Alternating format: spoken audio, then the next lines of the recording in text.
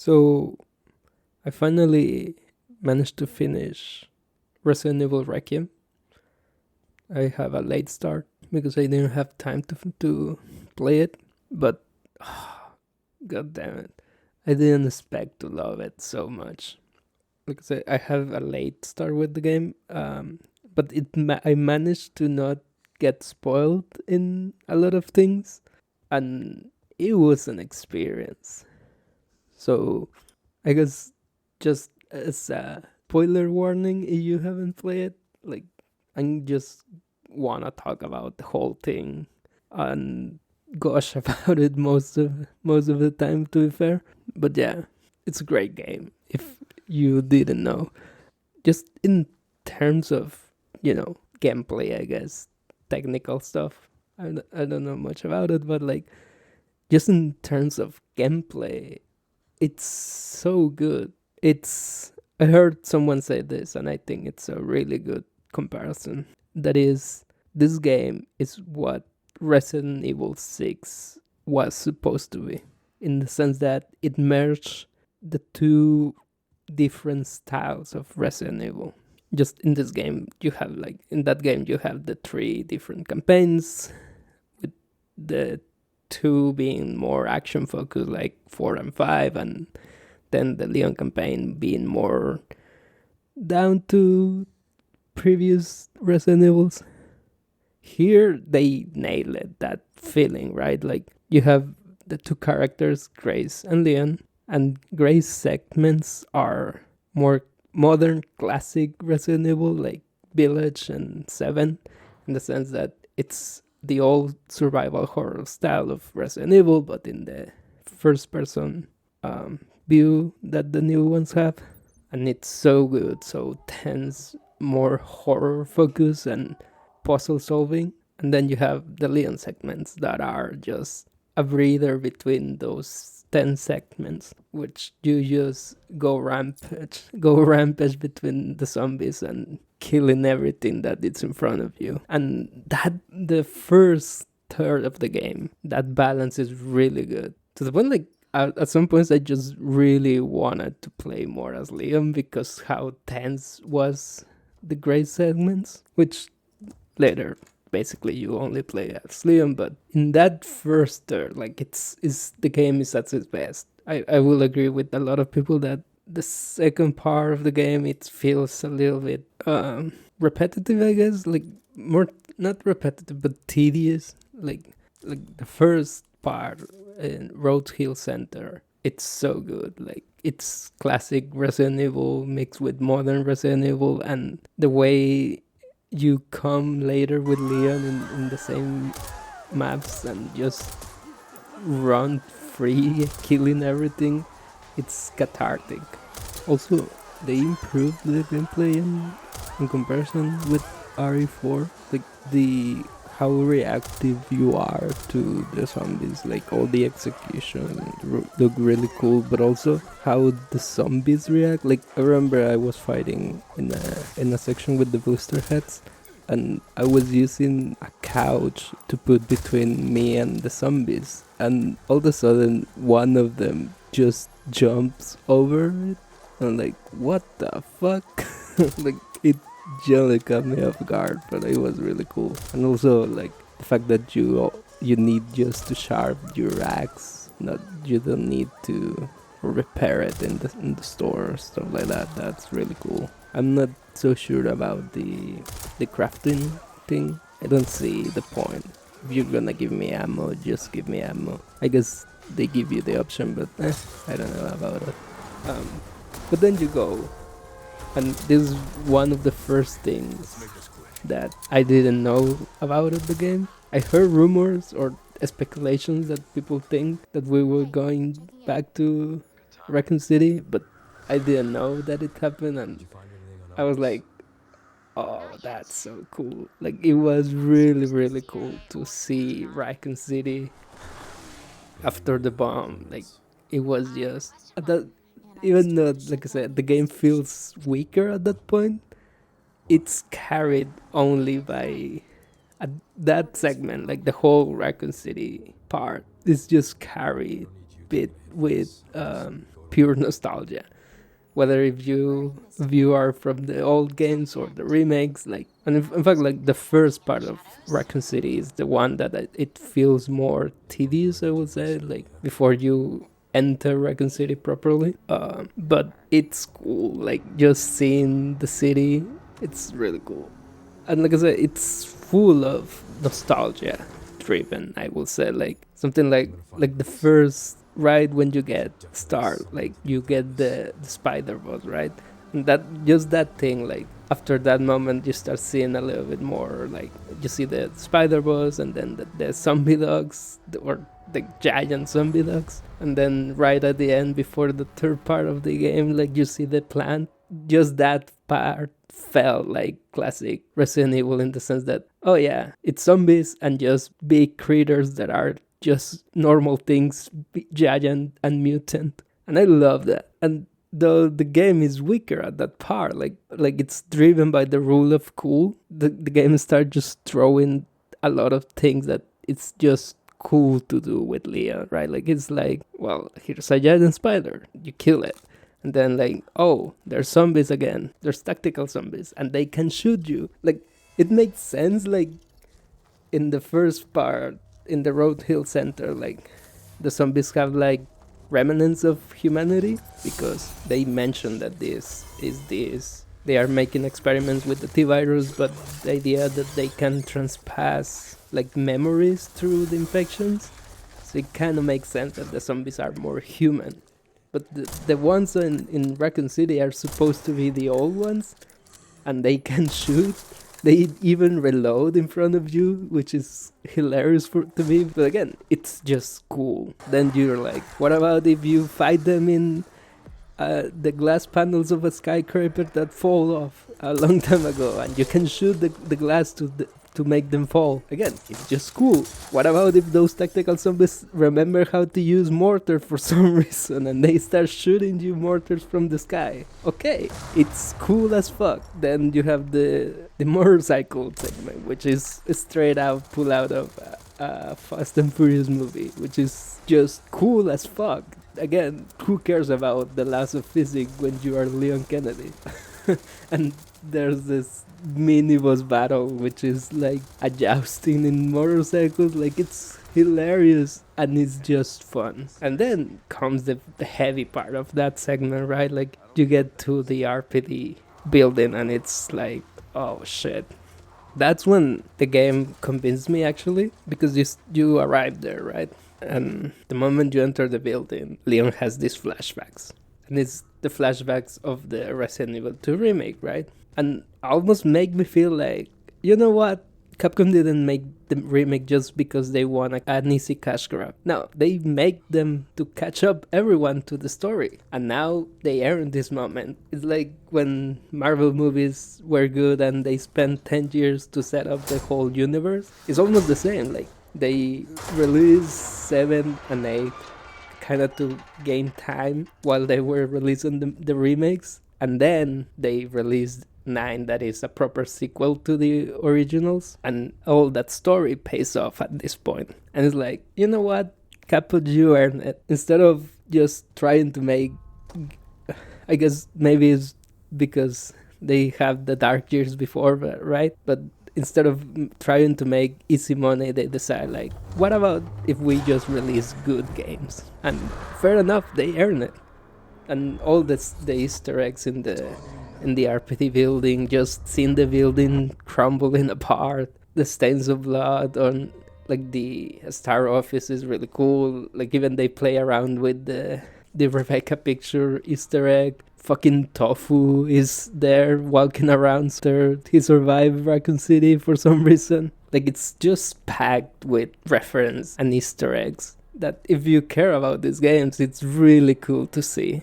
And then the game goes bonkers, right? Like, well, you see him before, but here's Wesker, not Wesker. And what about if we bring back Mr. X for some reason? Like, the game just start throwing stuff at you, and it's like, doesn't really matter if it makes sense. It's just cool. And to be fair, like, the game also answered why I know there's people who really like Chris, but the game answered why Leon kinda is the real protagonist of the series, and it's just because he's kind of the heart of the games. Because again, they do a really decent character work with him, in the sense that he's this, before he became this at par with Chris in Resident Evil 5, that is just an action hero, right? Like this level of kind of realistic, but he's just an action hero. But this game shows you having this survival guilt, and it's really cool because it generally shows that even though he now is known by being this cheesy one-liner action hero, at the core of the character, he's just a guy who wanted to be a cop to help people. Like having all these flashbacks. There's this really cool moment when he enters the Raccoon City and he sees the captain badge and he says like reporting for duty. Like that was really cool. Or when he goes to Kento's weapons and he sees the skeleton and he feels the guilt of he wasn't able to save them. Like that's actually decent character work, like for Resident Evil standards. And then just the game keeps going, and it's like the third part is like the secret lab that every game has. Like at that point the game is going bonkers, right? Like there's the creepy child zombies that are kind of scary and unnecessarily creepy, but okay. And then is the Star Wars problem, right? The Clone Wars thing that I don't know if it makes sense time-wise, that everything that you're discovering, but again, we're having fun at this point, so just keep going. Like, I feel like I don't know if the story is good, like it's a bit bonkers, but it's kind of the charm of Resident Evil. Oh, when they throw Honk at you all of a sudden, like it's just cool again. Like it's like, what the fuck? I just killed Honk, which I don't know. Like they cover their ass because if you come back, like all of a sudden he's gone. But still, it's like one of those characters that is neither a protagonist or a main villain, you can say. So it's a little bit sad that you kill him. But yeah, like the story is bonkers. Like I don't want to be picky, but like I remember this moment when they justify Grace going for Emily's, that I need her because she can read Braille. I'm like, no, you can press the button, see what the shapes are, and just do it again. You don't need the kid. And also, maybe it's not. I wouldn't be so picky. I'm not like, I don't care, but like I just find it funny because for some reason the first one, there's 3 about of those to get the quartz blocks, right? And the first one I find, I'm like, okay, it's a puzzle, and just press random buttons, and by chance I got it. I'm like, oh, okay. That little thing of, I need Emily to read the braille. I'm like, no, you don't. You can do it alone. Like it's not gonna happen. Nothing's gonna happen if you put the wrong sequences. Or another one that is like, what the fuck? Is when at the end, like Leon is like, we still can't save Emily. I didn't shoot any of her vitals. I'm like, what are you talking about? You put a lot of bullets in her. And I don't know how you can say where her vitals are. And also, like, she's kind of a clone. You could say, like, there's a way to make it right by having another clone of her. Or something like that. But no, like, she's still alive and she's fine. Whatever. Sure, man. Or also, like, I know he's technically the final boss and all that, but like I think Victor Gideon is a little bit wasted. Like he's supposed to be like, even at the end, like it's revealed that he's a nemesis, right? And besides the jousting with the motorcycles, you don't really face him anything at all. Feels a little bit left out. But I would say like it caught me off guard. Like, well, it surprised me where the story went, because when I start reading that idea of like, oh, we're experimented with transmission of memories and kind of cloning through memories. Like, I actually thought that Gideon was like in a way a clone of Spencer. I think that's the case with uh, Wesker, not Wesker. It's Sino, right? But like I thought that was the justification of why it's so similar now, but it didn't went there. I would say like it was interesting to see where they took it, like Spencer making peace with his crimes and trying to seek atonement. It's an interesting element. I heard and I like just character wise. I think this side fits more is that instead of being like, oh, I feel guilty, it's more like this asshole took my work and they used it against me, so I'm gonna create this just to auto spy to fuck them over in one last time.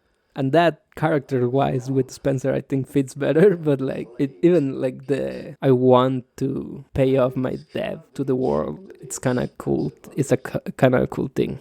I would say I heard that the idea of this game it's a victory lap for Capcom, and I will agree. Like they are celebrating almost like kind of a love letter of what Resident Evil has been for all this time. And it's interesting to see where it goes, because I heard that apparently it's a rumor but almost confirmed that the next game is gonna be Code Veronica's remake.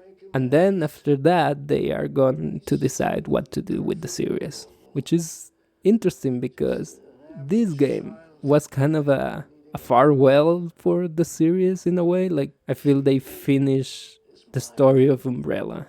Like, even if you finish the game, you get the Grace report, right? And it's they trying to make sense of all the story and how it ends, right? Which is interesting aspect is that now 7 and 8 feel completely tangential. Like there's no relation to the main story besides, or Miranda was a mentor to Spencer. There's no really a connection beside. I don't know if the connections are more mentioned in those games. I don't remember. But it will be interesting to see where the series goes after 9. It was cool to finally see an end to this story, I guess. Even if it doesn't fully make sense, like it was satisfactory.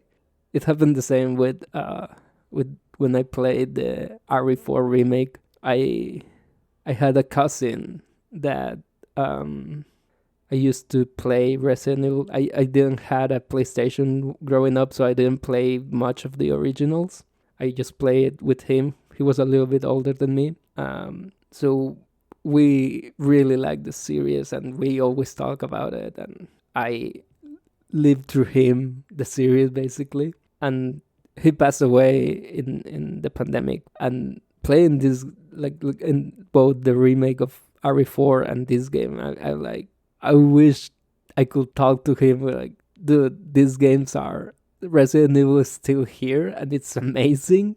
And just in that element, like it made me really happy to play this game because it has this little sentimental value for me. So in that aspect was really, really fun and satisfaction wise to see the ending of the story. And you know, I don't know, man. Like it's gonna be fun to see where the series goes. But you know, kudos to Capcom and Resident Evil. They made it.